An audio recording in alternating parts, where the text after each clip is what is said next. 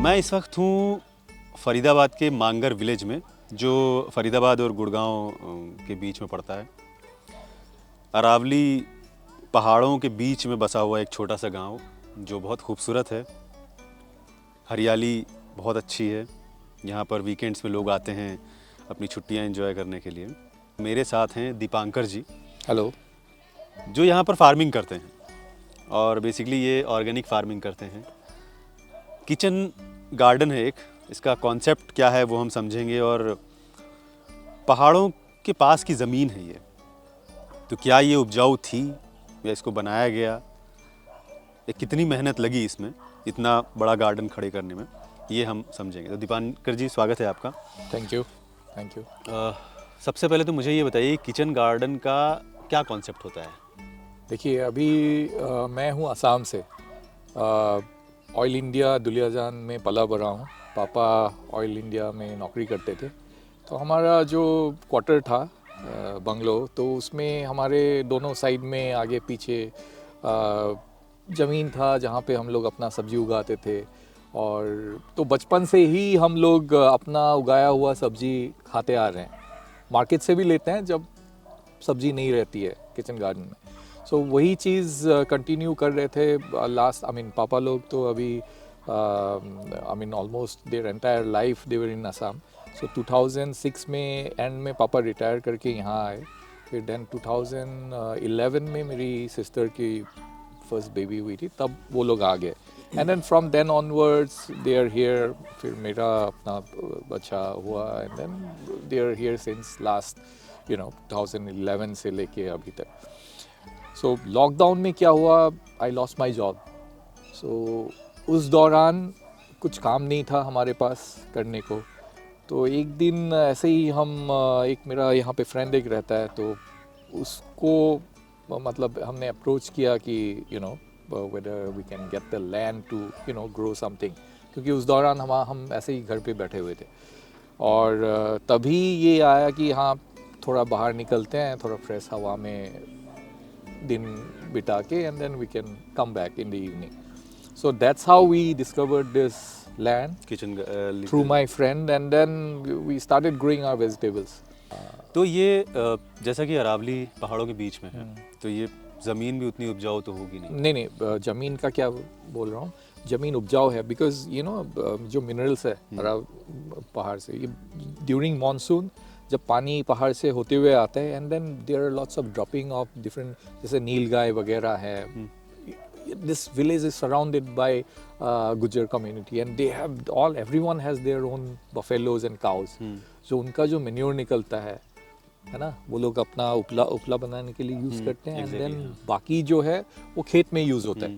But ये since it's a plot and it's not a bigger land to grow wheat और something, so ये ऐसे थोड़ा बैरन पड़ा हुआ था। कभी कभी ये लोग मेरे ख्याल से थोड़ा अनाज उगा लेते थे, but it was barren. When I took this land it was barren, उसमें कुछ भी नहीं था।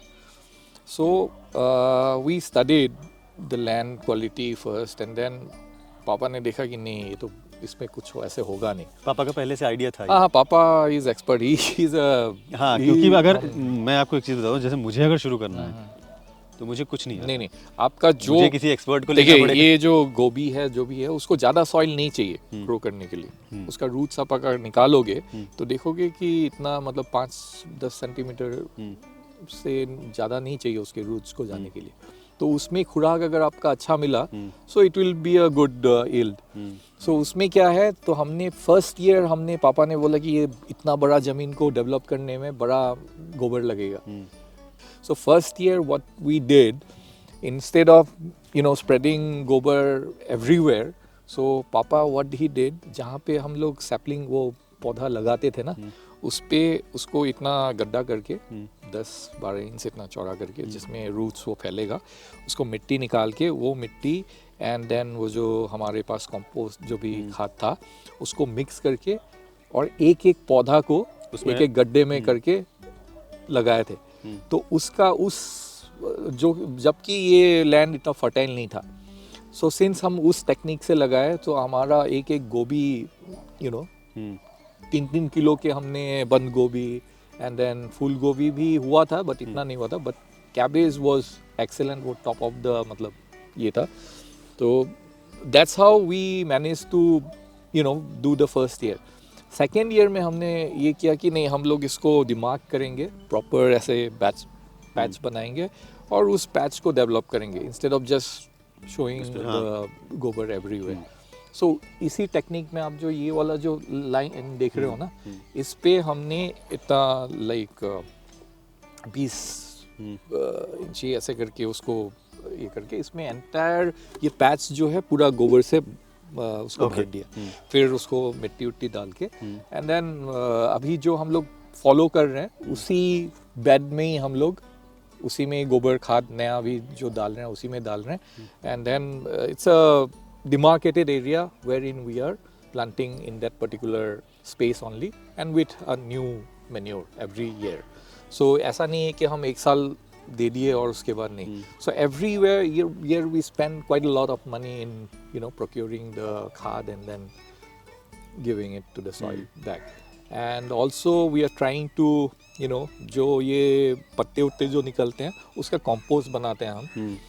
उसके कंपोस्ट से अभी जैसे आप वो देख रहे हो हमारा जो एक एरिया है वहाँ पे कुछ हमने टैरो लीव्स भी लगा के रखे हैं.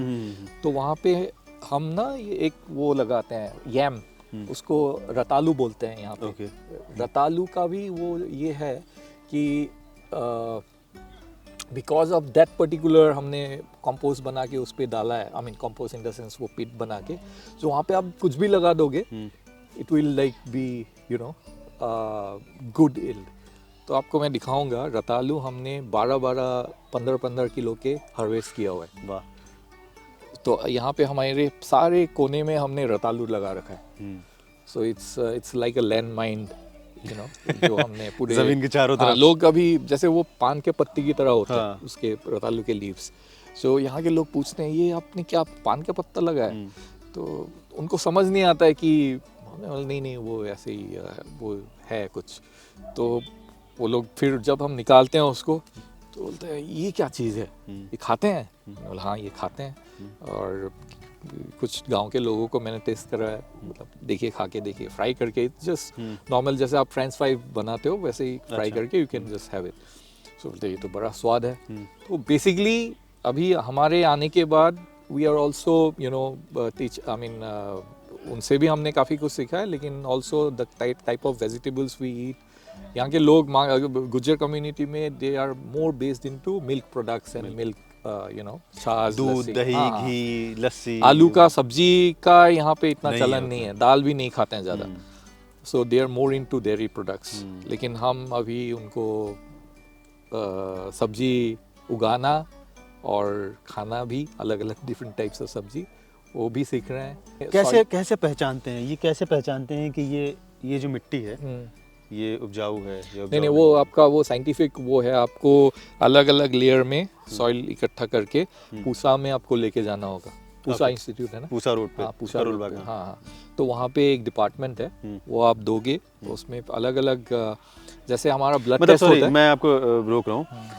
मैंने कहीं पे एक ज़मीन ली और उसकी मिट्टी ले जाके पूसा रोड में पूसा इंस्टीट्यूट में अलग अलग आप अगर बहुत बड़ा जमीन है तो सबसे आप थोड़ा सा मिट्टी लेके अलग अलग जगह से वो लोग बता देंगे आपको. मुझे खुद लेना है या फिर वो लोग आके नहीं आपको खुद लेके जाना. खुद लेके. हाँ ठीक है. आप अलग अलग जैसे 5 इंची 10 इंची ऐसे करके अलग अलग लेयर में आप लोगे और एक कट्टा भर के वो ले जाके आप पूसा में दे दो. ठीक है. So they will have a list of जैसे ब्लड टेस्ट करते हैं ना आपका ये क्या क्या टेस्ट करना है. So they will be giving you a list of test.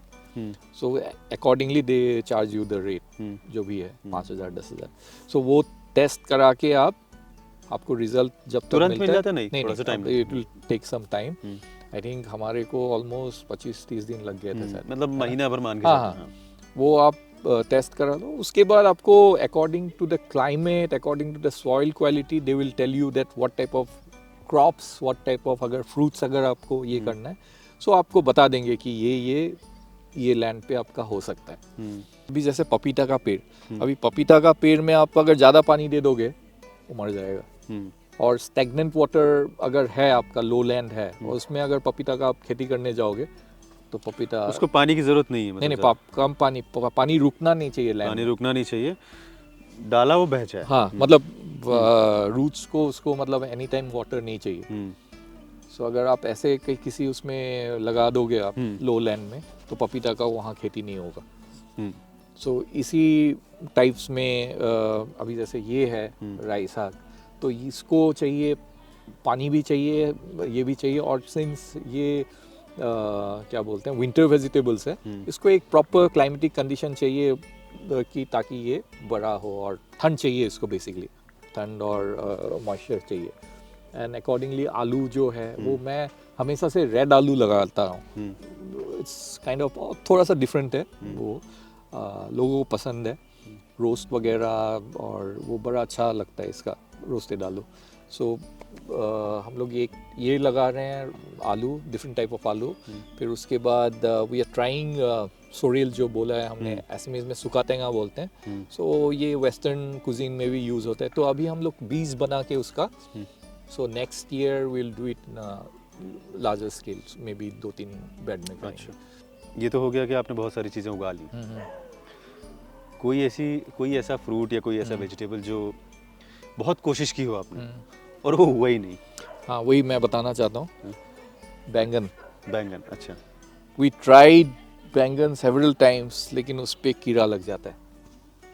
क्यों ऐसा? अभी भी मैं देख रहा हूँ। हाँ तो नहीं आपको खराब लगेगा सा है। मैं अभी दिखा दूंगा। इसमें हमने अभी बहुत कोशिश करने के बाद कुछ बैंगन ऐसे लिए हैं जिसमें कीड़ा, मतलब अभी भी आप, लेकिन मोस्टली लगता ही है। कहाँ इसमें कमी रह रही है? हाँ? कहाँ कमी लग रही है? कमी कहाँ हो रही है इसमें? कमी मेरे ख्याल से देखिए, आई मीन कुछ वेजिटेबल्स है उसमें हम आई थिंक इतना मतलब आप कोशिश करके भी आप वो नहीं कर सकते if you are doing organic. आपको जैसे फ्लाइज है, अभी जैसे हम वो ट्रैप्स लगाते हैं जैसे अट्रैक्ट होके उसमें, लेकिन आप कुछ आपको छोड़ना ही पड़ेगा इंसेक्ट्स के लिए। आई मीन नहीं तो लगा नहीं किया, ऐसा मतलब नहीं है। इतना उगा लिया, ये क्यों नहीं उग रहा है?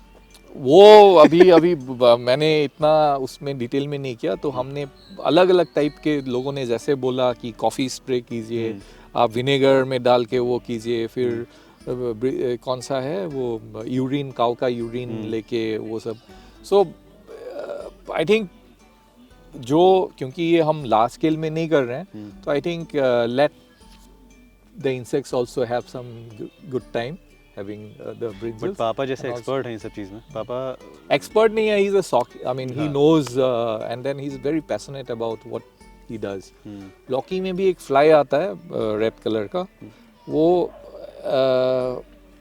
अंदर वो करता है और अंदर अंडा छोड़ देता है, और उसके बाद फिर वो सड़ जाता है। एंड देन वैसे ही करेला, बिटर गॉड, तो उसमें भी आप चाह के भी, मतलब हमने वो जो नेट है ना, वो ट्राई किया है, बहुत कुछ ट्राई किया है, लेकिन फर्स्ट ईयर बहुत ही अच्छा यील्ड आया था, उसमें लगा नहीं था। Second year we tried the same bitter gourd, but एक सीजन में आप चाह के भी अगर आप ऑर्गेनिक करना चाहते हो विदाउट एनी केमिकल्स, तो आप नहीं होता है वो, आई मीन बहुत दिक्कत है। So इसीलिए I think the growing of challenges of growing organic is how to control the pest and also to get the yield. उसी पे आ रहा था आपके। So that's why the production cost increases by 10 times or maybe sometimes 100 times. मैं उसी पे आ रहा था कि ऑर्गेनिक और जो नॉर्मल, इन दोनों में क्या फ़र्क है? नॉर्मल में आप जैसे ही उगाते हो, यूरिया डाल के उगाते हो, लैंड अगर आपका कमज़ोर है तो यूरिया डाल देते हो, डिफरेंट केमिकल्स यूज। बट उससे क्या उस सब्जी पे फर्क पड़ता है, उसके खाने पे? डेफिनेटली आपने टेस्ट किया ही होगा। जो आपका गाजर है, नहीं, मैं अभी खाया था, है ना, तो आपका वो जमीन आसमान का डिफरेंस है टेस्ट में। सो आप अगर बाजार से आप एक मूली या गाजर लेके खाओ और यहाँ से लेके खाओ, तो उसमें आपको टेस्ट डिफरेंट लगेगा। इवन जो मटर है मेरा, तो मटर आप खाओगे, मार्केट का मटर खाओगे, वो स्वीटनेस नहीं रहेगा आपको। सो आई थिंक आई मीन जो लोग ऑर्गेनिकली ग्रो करता है विदाउट एनी यूरिया, और उनका जो सब्जी का स्वाद है, टेस्ट है, वो अलग होता है। हाँ। क्या आप इनको मार्केट में बेचते हैं? नहीं, मेरा मार्केट में आज तक गया नहीं है। सारा खुद का? सारा खुद कंज्यूम करते हैं, या तो फ्रेंड्स और मेरा एक व्हाट्सएप ग्रुप है उसमें मैं डाल देता हूँ, जिसको चाहिए होता है वो बोल देता है, and then I Porter app से मैं फिर भेज देता हूँ। अच्छा, बहुत अच्छा लगा आपसे बात करके। Thank you. अगर ये वीडियो आपको पसंद आया है तो इसे लाइक ज़रूर करें। अगर चैनल अभी तक सब्सक्राइब नहीं किया है तो कर लें और नोटिफिकेशन पाने के लिए बेल आइकन भी दबा दें।